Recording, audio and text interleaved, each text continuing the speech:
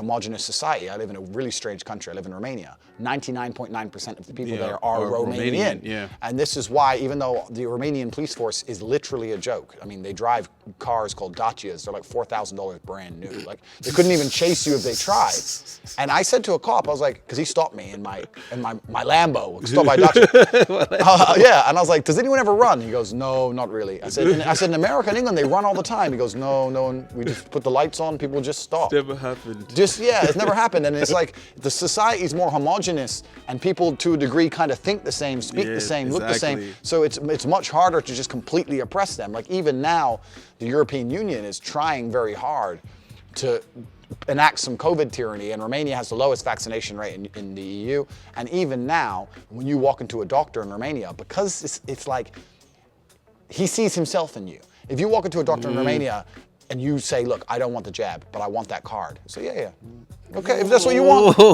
Hey, they don't give a shit. Sorry. Yeah, I think you might be saying too much. Sorry. I don't want them to come take you, bro. No, but anyway, but my point is that when people see themselves in others, it's much harder to enact the tyranny. Well, I think also what it is it becomes impossible to use decisive measures, because it's like, how are you going to separate them? That's right. You can't divide and conquer. That's you can't right. divide them. How? That's right. Short people against tall people. That's right. And that's the game that they play in America, and that's kind of always been the game here. And it really hurts my heart, man, that people, just lack independent thought to that degree. Yeah. And I remember reading about it as a teenager, that was the goal of the elites, is to use the educational system and pop culture and entertainment to basically dumb down the population. I mean, that's the simplest way to say it, to bring them down to a critically low thinking level,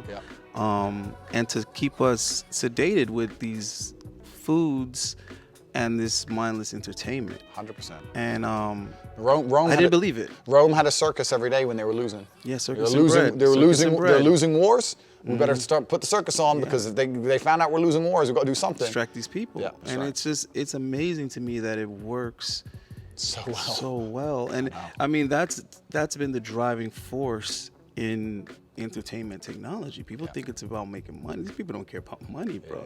They use money as toilet paper. What they care about is control. And they have been pushing the iPhone or the television, the streaming, whatever. As much as it annoys me to admit, it's super successful. We're all addicted to our phones. Oh, we're all addicted. We're all addicted to our phones. And people often say to me, hey, Tate, how do you resist the New World Order? And I say, listen, you can't. You can't. You have to adjust to it. You have to adjust to it. But if someone asked me what my description of the New World Order was, I'd say it's a very simple description. It's your phone. They know where you go. They know what you say. They know what you look up. They know who you talk to. They know where you spend your money. Like, if you want to get rid of the New World Order, throw your phone away. You're not going to. So as long as that phone is in your pocket, they know everything they need to know about you. They listen in your conversations. They know everything. Every photo you deleted is still there. It's an age thing. It's a matter of when you were born and when you became aware, awoke.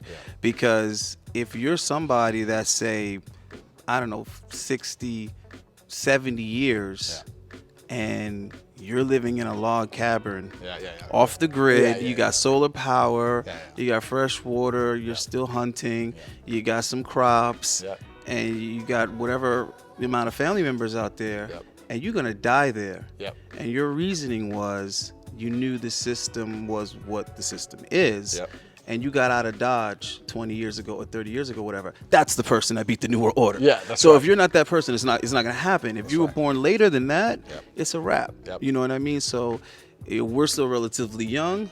So we're gonna remember what it used to be like. But 15, 16-year-olds, they're not gonna have any idea. I saw a video on YouTube where they were showing like 15, 16-year-old or like 9, 10-year-olds old stuff, like a old sat nav and stuff. They didn't have a clue what it was. A Walkman. Simon Says. Yeah, they're like, what is this? Board games. Yeah, literally. Like, where's the screen? Some of my favorite movies to watch are like 1999, 2000. I watched I very rarely watch movies, but on the plane here I watched American Pie, the first one. And the thing that stuck out to me is I saw the party scene and everyone's like paying attention and talking. No one's on their phone. If you put 500 people, you put 500 people in a room today, 350 on their phone. But you know what you would have to do? I think would be a cool concept for parties to have like retro parties. Yeah, and when you come in, the first thing you gotta do is put your phone in a locker. Away, yeah. You know what I mean? You can't have any type of technology that didn't exist in that decade. But the problem is this. The problem is twofold. People are so addicted that they're not going to enjoy themselves because they have anxiety about what might be on their phone. They're going to be sitting there going, I just want to get my phone back. Oh, when are we leaving? Oh, let's just go because, you know. Is there Wi-Fi? Yeah. That's how you rule somebody's day. When they get to the hotel, like, oh, sorry, but the Wi-Fi's down. What? Yeah. Just kidding. Yeah, that's it. That's the first thing. Their heart will stop. And the second thing, I actually really think fun has become a clout chasing exercise. I don't think anyone has fun anymore. They just want pictures and videos to make it look like they're having fun, so that other people are jealous of them having fun. Literally, that's the life. No, that's exactly what it is. You're at the club, and all you see is people in their phones. But then when you see those same people on their Instagram, hey, that's right. Back to their phone. That's right. But as soon as that camera is gone, they're like, yeah, that's right. And they're asking that same question, when are we leaving? Yeah, that's right. Let's get sushi. That's right, yeah. But they were acting like it was the best, most lit ever. Yep. And I mean, you got guys refilling bottles with water. I mean, Jesus. Yeah. Anything to make the party look lit. And for me, dude, I remember in high school, man, like I didn't start off popular. Like I literally earned my popularity. Yeah. But when nobody knew who I was, man, I wasn't tripping. Like, you know what I mean? It wasn't a big deal to me. I didn't need anybody to think I was any more than I was. Yep. And when I did things, I can honestly say I did it for myself. Yep. Like I bought the fashion or the things that I liked. Yep. It wasn't oh, you got to get this, you got to get that. Yep. I was a Jordan fan, so I had every Jordan. But that's probably the only thing that was like everybody else is doing. Yep. I was always kind of doing my own little thing. And even with the girls, like what he was saying about make sure, you know, that people like you. When you're likable, you get a lot more. Yeah. When I was in high school, the way I used to get at the shorties before I had the popularity or I was, you know, where I needed to be playing sports, dude, what I would do is I would just like defend the queer kid. You know what I mean? Like the kids that are getting picked on or whatnot, but they know the girls. Yeah. Or, you know, a photo op, if it's in front of some girls, like, hey, come on, man, leave them alone, man. Hey, man, you all right, bro? Hey, man, don't worry about these dudes, man. Yeah. And the girls would see that, and they'd be like, oh, yeah, let me tell you something. It worked like a charm. I bet it did. And I noticed that a lot of guys were shooting themselves in the foot. Yeah. Because they would pick on certain, you know, kids that were like effeminate or whatever, and that kid would be friends with all the girls, all the cute girls. So now when he's trying to shoot his shot, the girls are all rejecting him. It's because that same little queer dude is like, he's an asshole, and no, you don't need you're too good for him, and whereas when you are cool, they'll be like, yo, he's cute, and you're getting a lot of getting a lot of easy. You gotta pick your enemies. You gotta pick your enemies, and have none if possible. Have none. I don't think enemies are what a guy can benefit from. I think rivals are awesome. If you could get somebody where it's into something you're into and they're looking competitive with it, use that as something to bounce off of and give you that energy, that push. Well, there's a reason, I don't know about bodybuilding, but in fighting, maybe bodybuilding's the same. In fighting, when we train for a fight, you train in a camp with other guys training for a fight. And that's your goal, right? That's your rival. Running as fast as you can by yourself, or as long as you can by yourself, you're never gonna do as good as when that guy's next to you and it's neck and neck. You know what I'm saying? Pushing you, get somebody kicking you. Yeah, my clients tell me that all the time. They're like, when I work out by myself, it's not like this. I'm like, dude, when I work out by myself, it's not like when I'm with a coach. That's right. So, and it's crazy because it really makes you stop and ask yourself, oh shit, I thought I was focused. I thought I was on it. I thought I was consistent. Do I really need that push? And I think a lot of people don't even realize, because I mean, obviously that self-made shit, doing your own, all that's awesome. But if you can have camaraderie, if you can have, you know, quality dudes in your life that's also pushing and you could push each other, I think that's a beautiful thing that we're not even looking for as much. And I don't think we ever looked for it. I think it was an extension of those institutions I was talking about. Like, where do you know this kid from? Oh, I know this kid from basketball camp. You know what I'm saying? Or I know this guy from Boy Scouts. Or we went to military school. You know, I got in trouble and they sent me off, and he was the other, you know, we had to hold each other down, and now we're both free. We're back in the world. We're trying to, you know, keep it straight, so we keep each other straight. So it's like when you take away those male spaces, you take away so much that's encompassed in that. The people that you would have met, the brothers that you would have made, and those lessons you would have learned, and the confidence you would have got from being down to the bottom so many times in so many situations, because those institutions are designed to challenge you. 100%. At the end of the day, that's what it is. It's to strip you of whatever comfort you have. And mommy and daddy isn't around, and it's like, go. go. No. Do it. It's completely true, and the easiest way to be self-made as a man is to have an amazing network of men around you. So you're not really all that self-made. Like, if you look at the best men in the world, they have extremely powerful networks. And I know it's a bit cliche, we talk about how you're the sum of the 5 people you spend most time with. What always blew my mind is that everybody understands that, but they don't curate who they hang around with. Right. Like, if you understand that point, you should be very, very selective who gets your time. Because if you're still hanging around with some dude whose life you don't want, then you need to analyze, why do you do that? I mean, is he that funny? Like, is he that cool? Like, are the video games that good? And is he gonna fight if something were to happen? Does he got your back? That's right. That's right. So you need to be very, very careful. Like, one of the greatest things about having money, when you were talking about kind of like some of the advantages of being rich, is one of them is that I'm very fortunate in the fact that I get to curate my reality. If I don't want to see or talk to somebody, I don't have to anymore. And for me personally, I don't even have problems with people who challenge me or disagree with me, whatever. I just don't like weak energy around me. If I see dudes who are always sad, or you know those unlucky fuckers who can never catch a break, and nah. Everyone around that's contagious. me, that shit's contagious. I've created a very, very positive reality, and that's done by making sure I talk to the right people. So it's easy for me to feel positive. I can't be the only sad guy in my whole life. Like, how's that gonna work? You know what I'm saying? So if everyone around you smiling, you're probably gonna smile. That's how life works. I agree. Damn, there was something I was gonna ask you. Is important. I know. I keep going on and on and on. No. It's not your fault. I smoked a little something. What the fuck was it? It was something advice based. Oh, that's what I wanted to ask you. So I think this is an interesting question because we're not all rich. Most people obviously aren't, and I think it's more fun to be able to think and imagine and fantasize. If I were successful, or when I am successful, you know, what are the things I'm gonna do that are like actually unique and actually clever and creative and cool? So I want to ask you, as a man of means, you know, when you meet a young lady, and let's say she is or she isn't feeling your mojo, but you already are locked and loaded with what you're willing to do, the level of effort that the level of interest that you have, right? What is the type of irresistible invite that you would give a lady? Like, what's the type of date that you'd be like, I want to take you to, or I'm going to take you on a. That's a really good question. And I'll be honest with you, since I got rich, I don't think I've really changed that much about what I'll do with a chick on a date. I really don't think I have changed that much. I'm sure if I were to try hard, I could do it.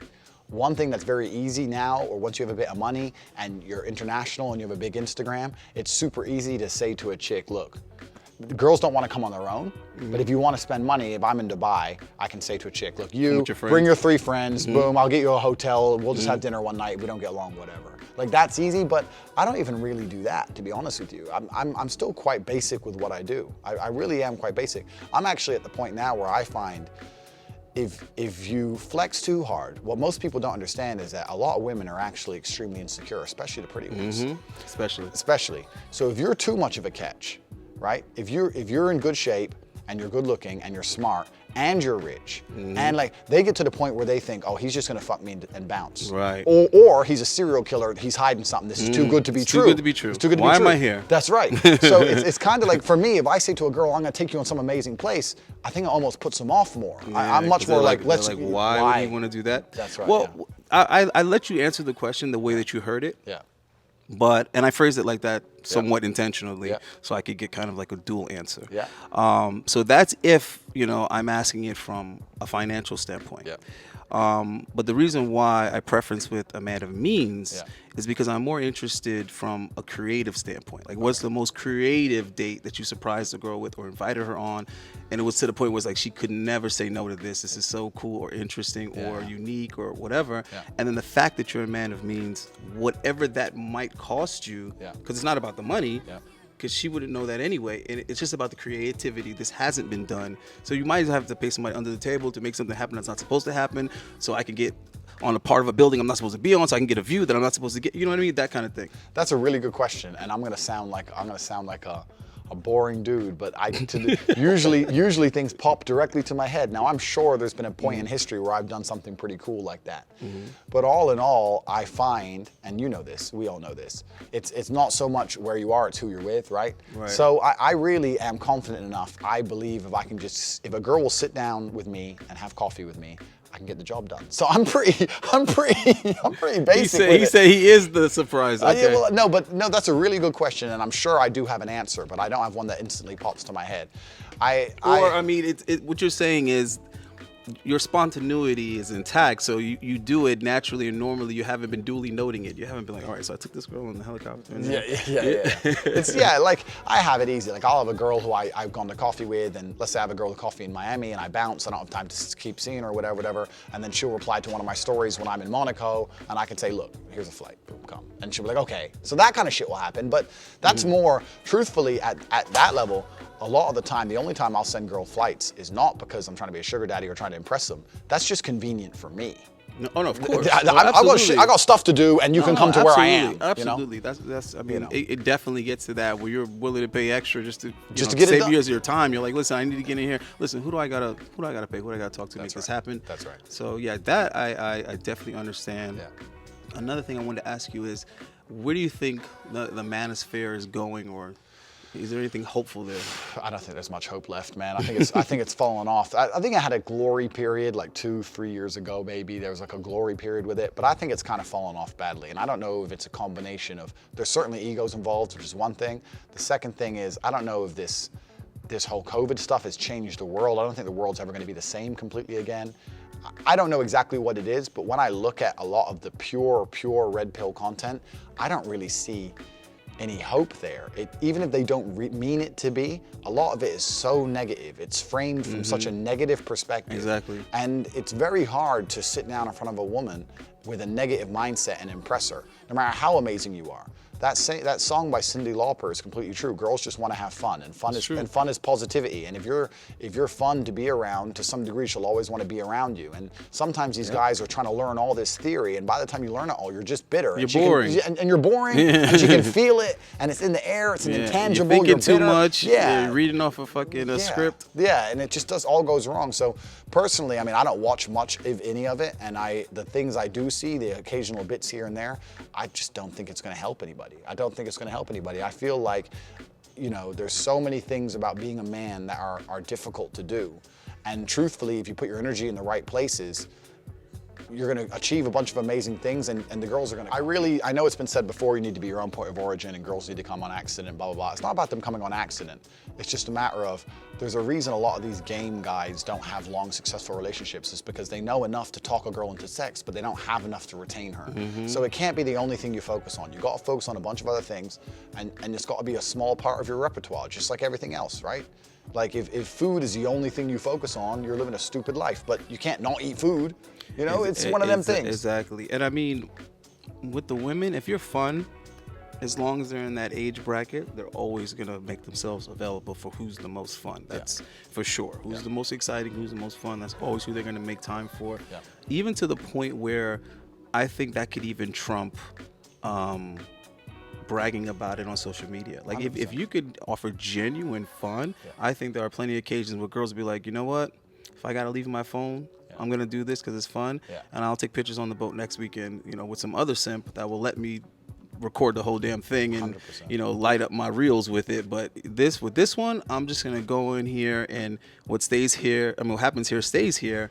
If you're you're offering that genuine fun. But I always tell guys, you have to kind of look at women as an accessory in the short term as well as the long term. I mean, if she's in the short term, she's just an accessory to your fun, your entertainment. You're just trying to have a good time. And the moment that stops being fun, you should already have had an exit strategy and a backup. For sure. That's in the short term. Now, in the long term, she's now a necessity to your life, to your goals, whatever it is you're trying to do. So you have to realistically have some type of time frame on it. Is this a girl I'm going to marry, or is this a girl I'm going to date for 5 or 6 years while I build what I'm doing? And there's nothing wrong with that. I think that's very smart. Those times in my life where I was like, all right, if I'm a single man, I am not going to be able to focus worth a damn. I have far too much access to far too much beautiful women, in this moment in my life.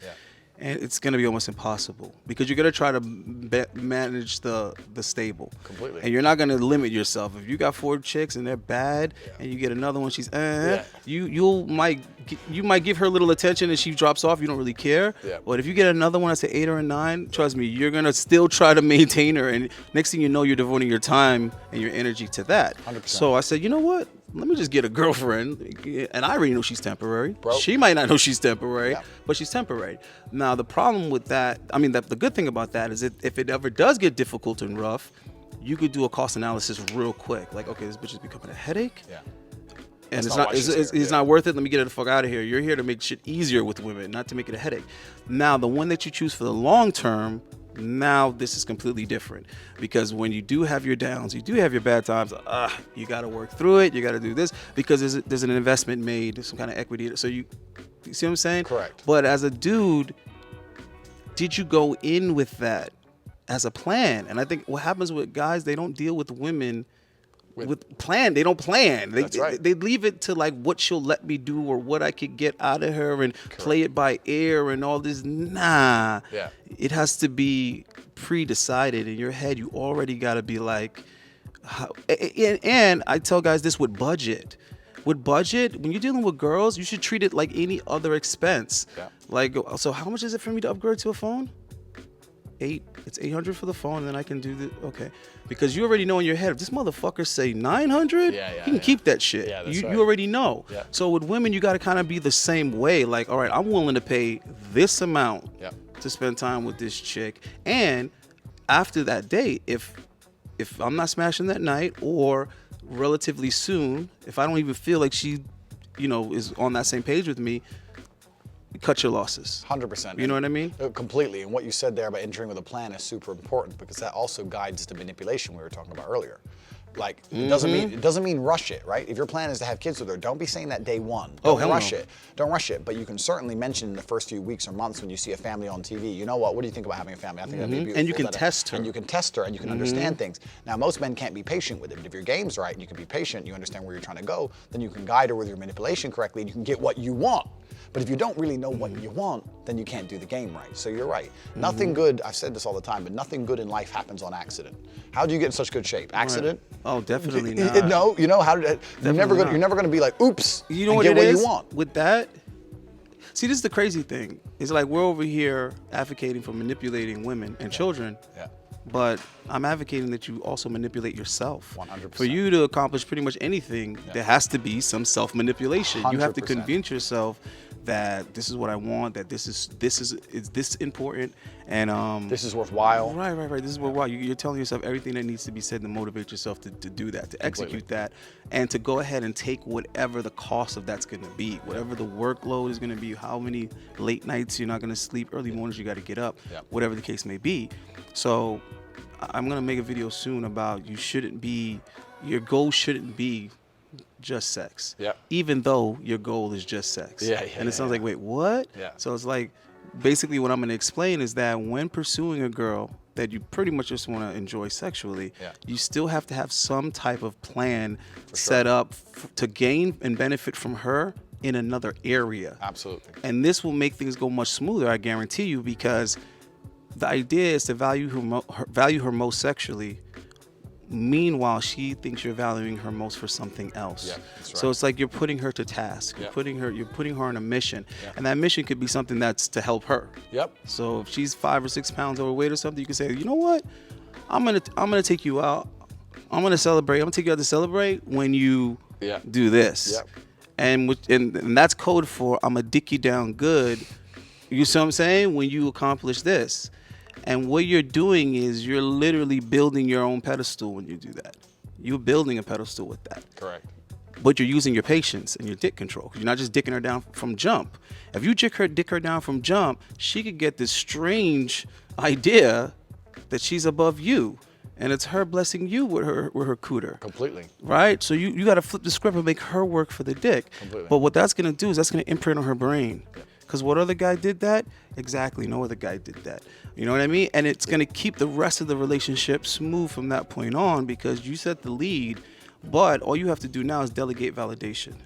When she does what she needs, because she's going to be coming back to you for another task. Like, what now, daddy? And you know what I mean? And I think that's a better way to be dealing with chicks, because them respecting you and admiring you, and then also them benefiting from you somewhere is like the pillars that are going to keep them focused on just you, so they don't have that idle time to kind of get distracted by some other dumb shit that's not even, good for them. Yep. So you got to kind of have that in mind, that that's the chemistry you want with a chick.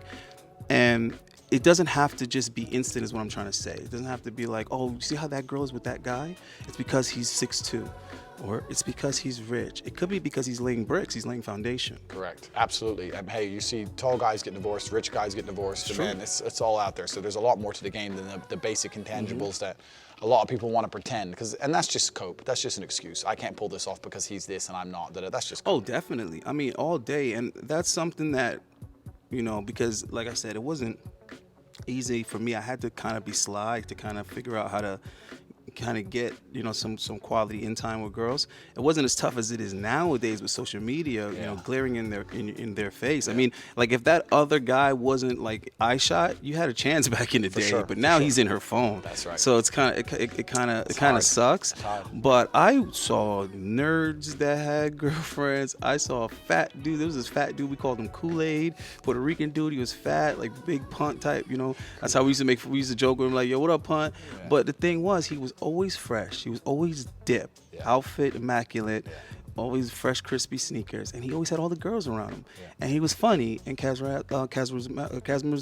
Yeah. You know what that word is, right? Charismatic. Yeah, there you go. I just slipped my tongue for a second, but and it's like, I saw that early. Like, I was like ninth grade. I noticed that, and I think I registered it correctly. Yeah. Like, you don't have to be the best looking guy. You don't have to be the richest guy. You don't have to be the best athlete. You just need to shine in something. Correct. Something about you got to be top notch. You're better than most people in some area. And I think even if you're a gamer, once you start making money gaming, there's groupies for gaming. There's groupies for everything, my friend. Yeah, you collect Harry Potter shit. There's girls that are into that. There's groupies for serial killers. So, I mean... Yo, you're not lying. So I think a lot of guys just have this defeatist attitude, and they're trying to act as if this issue is on the women, when really it's a lack of desire, really. Correct. Because I think the discipline comes after the desire. Correct. So it's a lack of desire, and then you're making excuses for why you lack desire, why you don't want it bad enough. Because let's say there's 100 guys in a room and there's 20 girls. 20 of those guys are going to get a girl. That's right. Your mentality shouldn't be, oh man, we're outnumbered, forget it, it's over. No, your mentality should be, I got to be one of these 20 guys. That's right. You know what I mean? That should be my concern. And I think the issue with the manosphere is that it's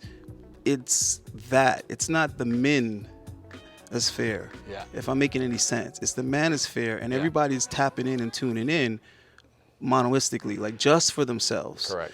And I think all the problems and the issues that we talk about, they're not really like females are the issue or feminism is the issue. I think the issue is a collective absence of men. Correct. I think is what the issue is, and the reason why I say that is because I think everything else stems from that. Yeah. I think the men kind of falling back. Everything else is taking its place. Right, and not controlling the narrative, and not guarding the truth, viciously. Like, no, I am not going to let you say there's more than two genders. That's right. I am not going to let you say these things that aren't true. Yeah. Because that virtue isn't front and center anymore is why all these other issues are offshooting all over the damn place. Agreed. But I feel like in the manosphere, we keep limiting it to a issue and a man. Yeah. And what this man, in theory, could do. And it's like, whoa, this problem is bigger than him. That's true. It's bigger than me. It's bigger than any of us, but it's not bigger than all of us. Correct. So I feel like the message is like focusing more on the symptoms than it is on what a difference would look like. Such a perfect full circle what we were saying earlier about how the power is with the people, and you're right. Right, exactly. And I think that's what the manosphere should have been doing first and foremost. I get it. It had to have its phase where it's informing men. Like, hey, these things are going on, and here's a space where we could talk about it. Mm-hmm. What, for real? Yeah, we could talk about it here. This internet thing's pretty cool because we could be anywhere and talk about it. Okay, but I feel like it didn't go anywhere after that. Correct. It's just still us talking about it, and the conversation that we aren't having is, how can we ignore absolutely all of our differences and just focus on one thing, Y chromosome. Yeah. That's it. Yeah. That's it. Because we all agree on what we don't like. Yeah. If you think about it, we Yeah. disagree on all these other things, how you view it, what you think could be done, and I don't like the way he said that, or I disagree with him. But the issues, we don't disagree on the issues. We don't disagree that the divorce laws need to be fair. It's a really good point. So why do we not make that happen as men collectively? Why aren't we going to whoever the government officials or whatever and being like, listen, look how many men signed off on this shit. Completely. We're going to have to change it, or else guess what? Dudes aren't getting married. Completely. Says who?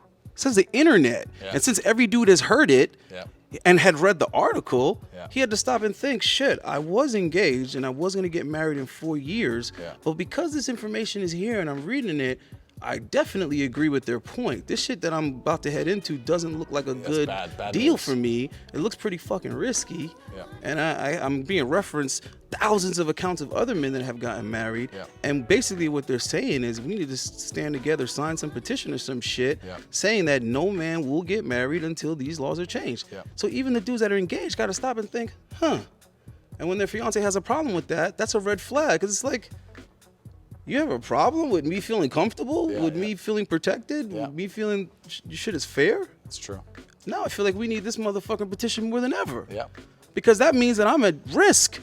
If you don't agree with this, and I go in with this, do you get what I'm saying? If you don't agree with us petitioning this, and I go into this contract with these conditions, I don't stand a chance. you're gonna fuck me. You're gonna fuck me over, right? So I think what the main issue is that men stopped operating united. Correct. And that's why they could shut this person up and silence this person and take down that person and do all this bullshit, because it's that person. Yep. It's not men. Yep. If it was men in general, and what I find interesting is that the attacks are always men in general. Yeah. The attacks aren't The attack is why Harvey Weinstein did this, so now we need laws for all of you motherfuckers. Correct. Okay, this guy did this. We need laws for all of. We need to.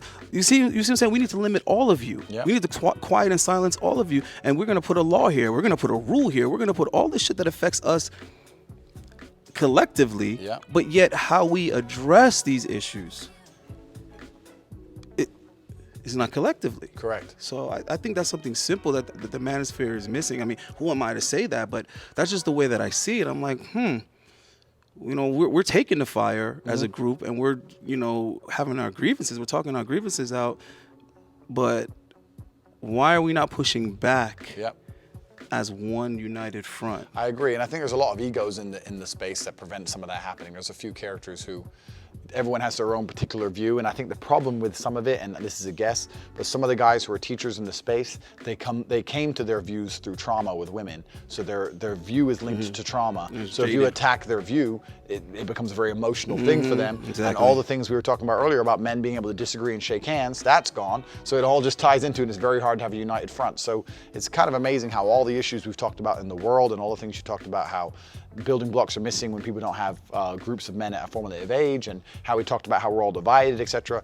Every single thing is a spider's web. It's not even a chain. Yeah, it's exactly. a spider's web. It's all ties into each other. Yeah, connected. Yeah.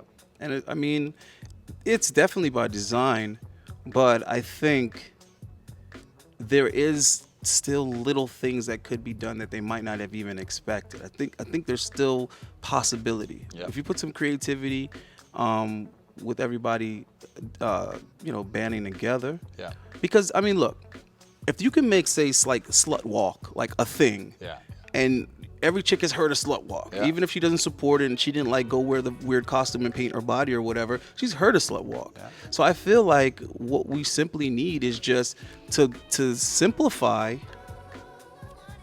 demands, and demands that nobody can disagree with without exposing themselves as being biased. Agreed. Because what we ask for is very, very, fair and practical and reasonable. And I think we need to just determine that as a group of men, and then get that to men on a whole. Because obviously the space isn't that big, but the space is big enough to create a blueprint or create a list. Agreed. Right? Or not 10 commandments, but 10 grievances that need to be rectified in this way. Correct. Because, for example, civil rights and all these other kind of things, they did very little. right? And we can debate that another day. But the very few things they did were just simply because they were demands made in writing. Like, you're going to do this or else. Yeah. And I think men have to stop acting like we don't have that power. Are you fucking crazy? Who keeps the lights on? Who keeps the roads? Who maintains anything? All the infrastructure is maintained by men at the end of the day. So when women can say things like, oh, all men are dogs because this percentage of men does this. Well, why aren't you saying that all men are incredible because of the percentage of men that build this? You're being biased with your way of thinking. Your way of thinking is flawed, because I use that same logic to say that all men are good because of the percentage that have contributed great things to society. Correct. And the same way you say, well, how come there isn't 50% female CEOs and all this kind of stuff? Well, I can answer that fucking question, because women aren't working that hard or that passionately, and they're not making those sacrifices. That's right. That's the real answer. But let's just go with that form of thinking. Well, why aren't you bitching that there isn't 50% women cleaning the garbage and in sanitation? Why are you not complaining that they're not on boats catching crabs and shit? Correct. You're not complaining about that. So let's just be consistent with the logic. And I think that's only going to come from the men. And to expect that from women, I think, is asinine. It's like, why are we even still upset that women aren't logical? I thought we knew that. We knew that they're not logical and rational. That's why we need to be the ones setting the tone and the narrative.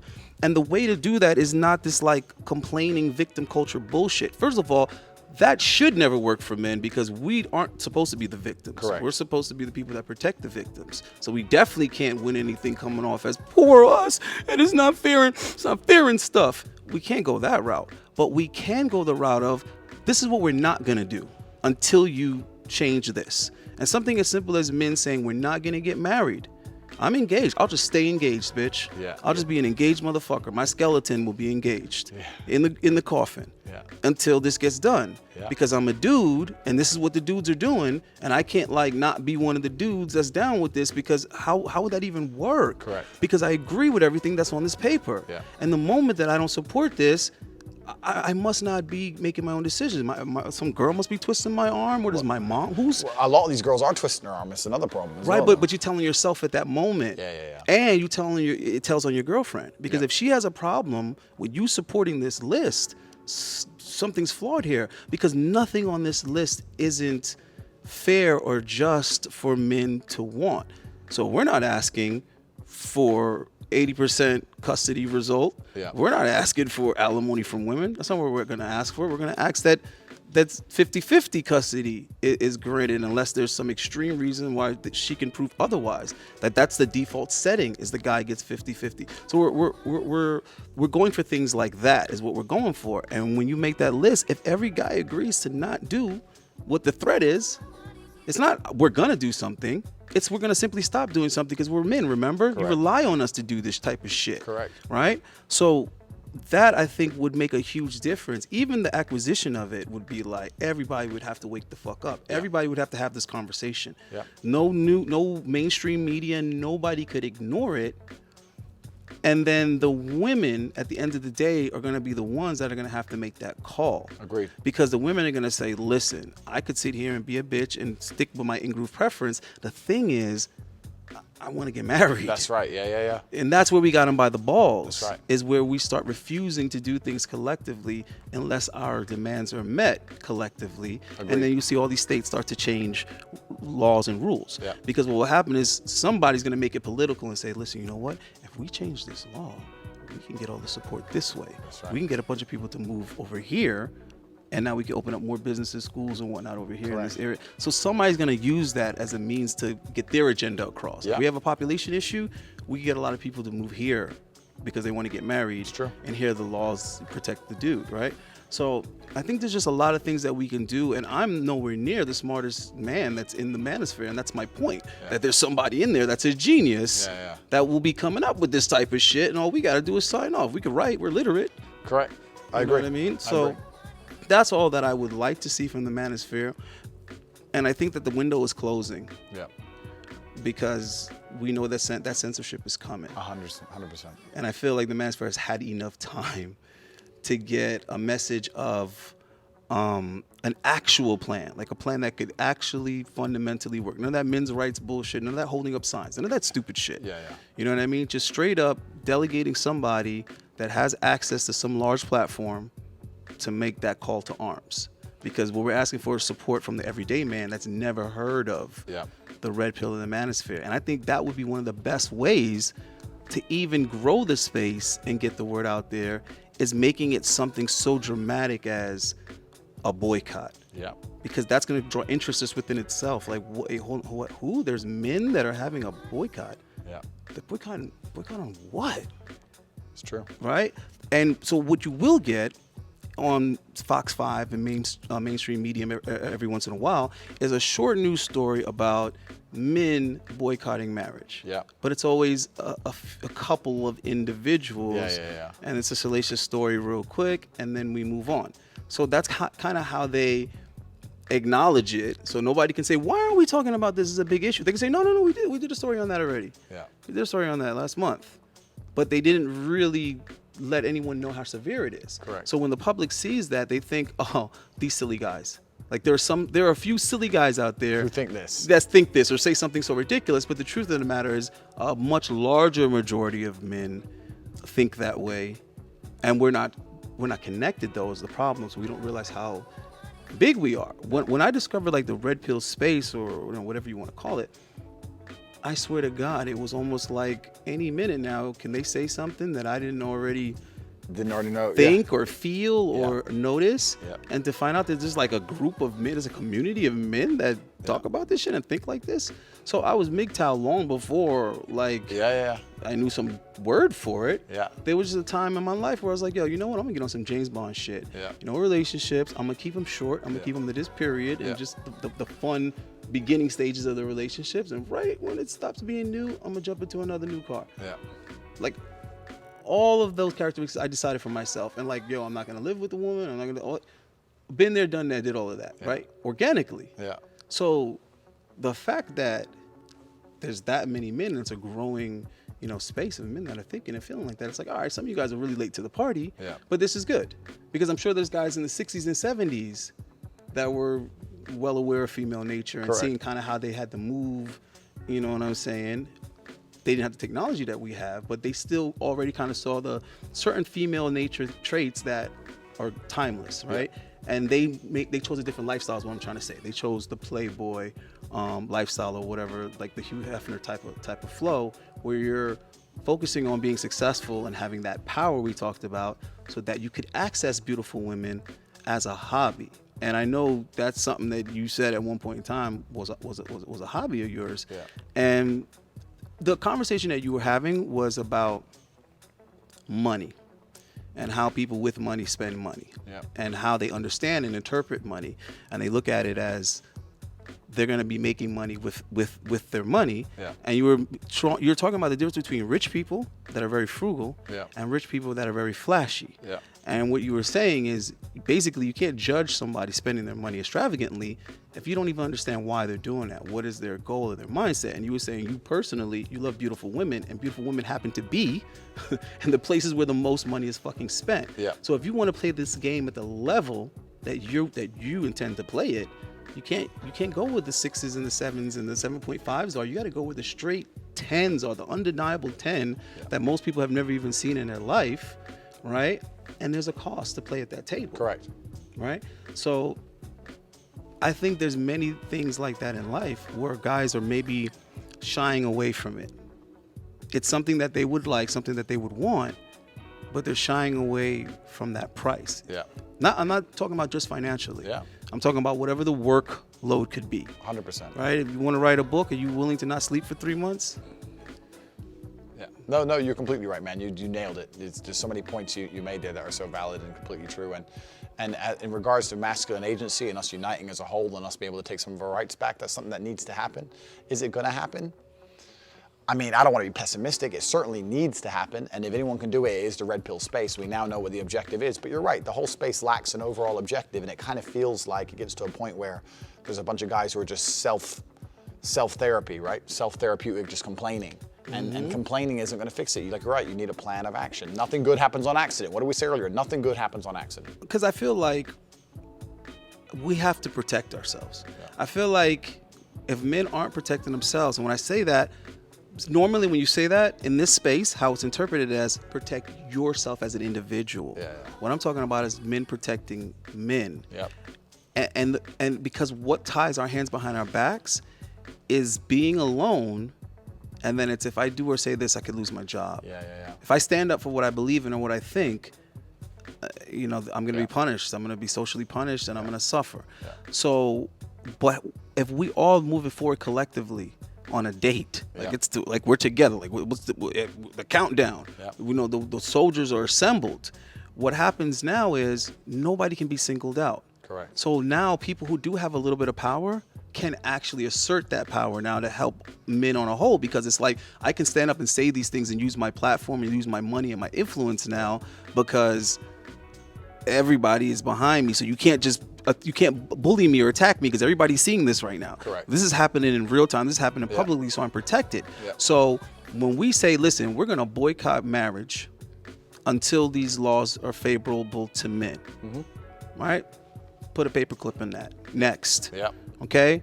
We're going to withhold our seed. You heard me. Every man has agreed to be responsible and hold back his seed. Yeah. And that's the part where they laugh and they say, oh, yeah, whatever. Most babies are born on accident anyway. Y'all ain't going to be able to stay out of the coochie. It's going down. And then you let them laugh a little bit and you say, okay, you done laughing? Because you know who most surgeons are that do vasectomies? Well, it's true. They're men. Yeah, it's true. And they've also signed this petition, and they've also agreed to do affordable vasectomies on everybody who wants them. Yeah. Go ahead and laugh again. Yeah, it's true. Go ahead and laugh again. That's true. You see what I mean? Because they're 90-something% reversible. Yeah. So now that you think this is a fucking joke, I'd like to continue my list of demands. Yeah. Because we mean that shit too. Yeah. And now you have who you think is going to be first to do that. Who's going to be first to do that is the guys that can afford it. Well, who can afford it? The wealthy guys. The guys in the top 10%, then it'll be the guys in the top 20%, then it'll be the guys in the top 30%. You see where I'm going with that? And they also have the most to lose, the wealthy guys. So that's my point. That's why they're going to be the first guys to be like, yo, that's a good fucking idea. Yeah. With all else said, that's a good idea. And now that you made it a social thing, you made it a trending thing, I'm going to jump on that too. And it's affordable as ever, so I like to save money. So I'm gonna jump on that. Then you're gonna have people that are like, listen, I'm a surgeon at so-and-so, and I'm trying to do this for as many men as possible, but not all men can afford it. Anybody that would like to make donations towards paying the cost of what? Okay, again, men financing this. Yeah. So what I'm saying is if we finance it as men, we protect each other as men, we share the platforms and the influences, and we share the abilities, because those people being surgeons and being willing to do that, that makes it so that you can't laugh at that threat. For sure. Because now it became real. Like, oh shit, all the men that are worth a damn and make good money are going to be sterile until it's true. These laws change. It's true. Like, yeah. And now, don't get me wrong. I'm well aware that that's what the elite want. But the thing is that that's going to be the conclusion anyway. People not getting married and people not having children. True. What I'm saying is we need to make the threat on our terms, because the women are too naive to see it coming. Correct. But the women are the only ones that are going to fight back. The elites aren't. The elites are going to be like, shit, go ahead with this boycott. We don't want y'all to get married. We don't want y'all to have kids. But it's the women that are going to be like, excuse me, Mr. Judge. It's true. We think that we should come to the table and discuss these laws, and we got this million women that signed, and we think that we would like those terms on our wedding certificates, because we do want to get married and we do want to have children. I agree. So and then I think there's some irony in there, because like you were saying before, the design is men and women working together. That's the mold. That's the design that works best. And the irony is that this ish that was made to separate us, the solution could very well require both teams. The coming together. Because the same way the elites use the women to vote their bullshit in, playing with their emotions, okay, well, we need to use the women to vote that shit out. You know what I mean? Change their mood, change their mind. Right, change their mood, change their mind. And nothing gets a woman in line like an assertive man that has something she wants or needs. That's when you have the leverage as a dude. And I'm not even saying that like frivolously. I'm saying that on some real shit. Like since the beginning of time, how do you think men have kept women in check? It's cold out there, isn't it? You'd like to come in this cave? You'd like to come in the cave? Okay. Are you going to behave? Okay, come in the cave. True. There's some dare over there. You see what I mean? That's always been the case. She had to play by the rules because she needed his protection, his resources. So yes, they've given women the ability to work and all this other kind of stuff. But what's the one thing that women even agree that they need us to agree to? That's marriage and our seed. Yeah. They need the man's seed. You nailed it. Right? You nailed it. So we need someone to put all this together. So anyone who's watching, yeah, I mean, even the sperm banks would go out of business. Yeah. If men all signed a petition and agree, listen, I don't care how broke you are, bruh, don't go up there and sell your manjas. But we boycott. No manjas can be on the market. Yeah. What are women gonna do, bro? It's true. They got no choice. It's true. All right, man. But listen, thank you for coming. Super appreciate it. I know. Oh, and busy. I need to say one more thing. You painted me this, bro. Look at this. Miami Vice. Gangster, you're a talented man. You're a talented man, brother. Thank you very, very much. I appreciate that, man. That. Thank you, bro. And Thank you. we appreciate what you mean to the space.